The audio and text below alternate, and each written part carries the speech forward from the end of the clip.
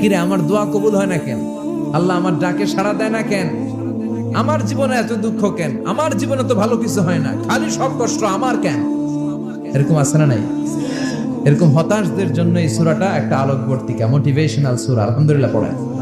এজন্য আল্লাহ বললেন ওয়াদ-দুহা ওয়াল-লাইলি ইযা সাজা মা ওয়াদ্দা'আকা রাব্বুকা ওয়া মা ক্বালা ওয়ালাল আখিরাতু খায়রুল লাকা মিনাল উলা।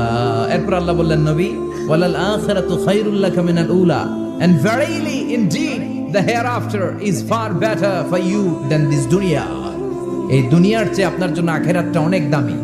খায়রুল লাকা মিনাল উলা, এই দুনিয়ার চেয়ে আখিরাতটা অনেক শ্রেষ্ঠ। এতে আল্লাহ বললেন দুনিয়ার চেয়ে আখিরাত শ্রেষ্ঠ, আর এক আয়াতে আল্লাহ বললেন দুনিয়ার চেয়ে আখিরাত হলো স্থায়ী। ঠিক কি না? বাল তু'থিরুনাল হায়াতাদ দুনিয়া ওয়াল আখিরাতু খায়রুন ওয়া আবকা। তোমরা দুনিয়ার জীবন নিয়ে পাগল পাড়া হয়ে থাকো, আল্লাহ বললেন দুনিয়ার জীবনের চাইতে আখিরাতের জীবন শ্রেষ্ঠ এবং স্থায়ী। ঠিক কি না? কার কথা?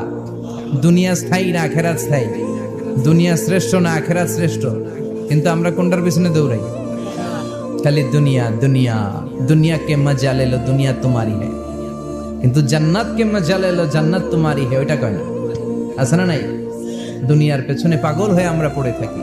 এই দুনিয়ার জীবনটা একটা মায়াজাল, এটা একটা মরিচিকা।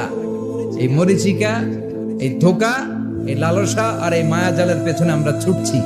ছুটতে ছুটতে হুট করে একবার কবরের ভিতরে ঢুকতে হবে। কথা বলেন, তখন আমাদের টনক নড়বে। এজন্য দুনিয়া মুমিনদের জন্য শ্রেষ্ঠ আর স্থায়ী জায়গা নয়। মুমিনের আসল জায়গা হচ্ছে আখিরাত। মুমিনের শান্তি আর কল্যাণের জায়গা হচ্ছে আখিরাত। জান্নাত হচ্ছে মুমিনের শেষ ঠিকানা। চিৎকার করে বলেন ঠিক কিনা? সেটাই বিশ্বনবীরে বললেন নবী, কাফির মুশরিকদের কথা আপনি কান দিবেন না, ওদের কথায় হতাশ হবেন না, নিরাশ হবেন না, হাল ছাড়বেন না, ভরসা রাখবেন কার উপর? কারণ ওয়ালাল আখিরাতু খায়রুল লাকা মিনাল উলা। এই দুনিয়ার জীবন ক্ষণস্থায়ী জীবন, চিরকালীন জীবন হলো আখিরাত।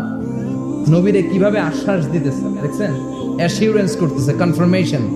এই সূরাটা যে শান্তির সূরা, মোটিভেশনের সূরা, অনুপ্রেরণার সূরা, ইন্সপাইরেশন যে জায়গায়, প্রতিটা আয়াতে আপনি ইন্সপাইরেশন পাবেন। তো প্রতিটা আয়াতে আপনি উজ্জীবিত হবেন, সজীব হবেন, এনথিউজিয়াস্টিক এন্ড এনার্জেটিক হবেন, আপনি এনার্জি ফিরে পাবেন। আলহামদুলিল্লাহ পড়েন।